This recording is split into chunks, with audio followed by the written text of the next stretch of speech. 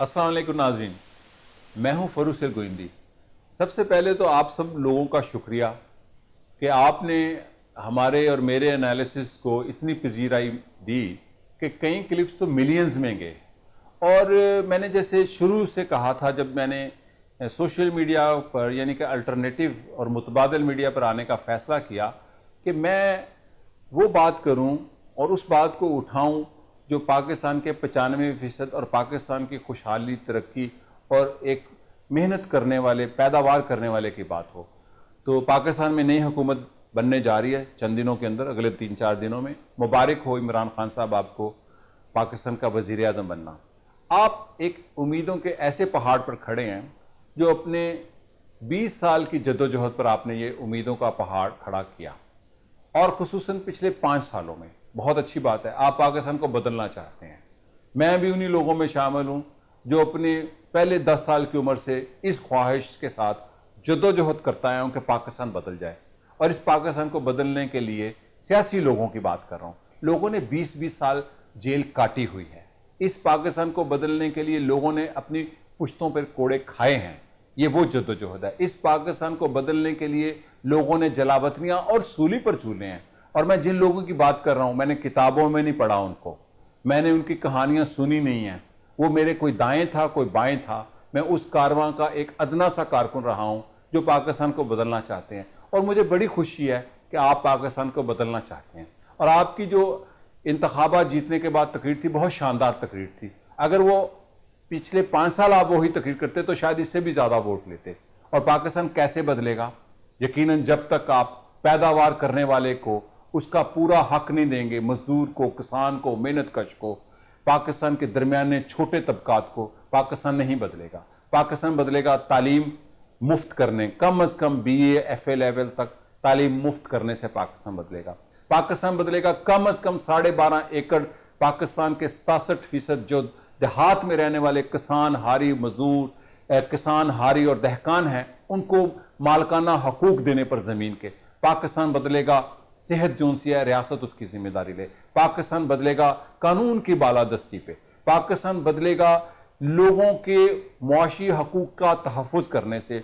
और पाकिस्तान बदलेगा लोगों को उनकी मुआवजा उनकी मेहनत के मुताबिक मिले, तो पाकिस्तान बदलेगा। लेकिन आपने जो उम्मीदों का पहाड़ खड़ा किया है, आप ही ने मुझे एक इंटरव्यू दिया था, इमरान खान साहब, आज से 10 साल पहले 11 मई 2008 को, कि मैं कोई भी हुकूमत आए और समेत मेरे पहले 100 दिन में हुकूमत तय करती है। 100 दिन में अगर इमरान खान साहब की हुकूमत ने पाकिस्तान के 5 साल का मंसूबा जो दे दिया और उस पर अमल पजीरी शुरू कर दी, तो आप पाकिस्तान बदल सकते हैं। वगरना अक्सर लोग कहते हैं कि ऑपोजिशन को हुकूमत का साथ देना चाहिए। ऑपोजिशन हुकूमतों का साथ इसी शक्ल में देती है कि वो वॉच डॉग, ये लफ्ज तो अंग्रेजी का है, वो वॉच डॉग होती है। ऑपोजिशन का काम ही ये है हुकूमत का साथ देना, कि वो हुकूमत का निगरान बन के देखे कि वो क्या कर रही है। वगरना ये जमहूरियत नहीं होती। तो मैं जो तजिया करने जा रहा हूं इस सारी सूरत हाल में, कि अगले 100 दिन में अगर इमरान खान ने बहसीत वजीर आजम और पाकिस्तान तहरीक इंसाफ ने ये सारा कुछ कर दिया, कोई बड़ी बात नहीं है, कोई बड़ा मंसूबा नहीं है पाकिस्तान बदलना।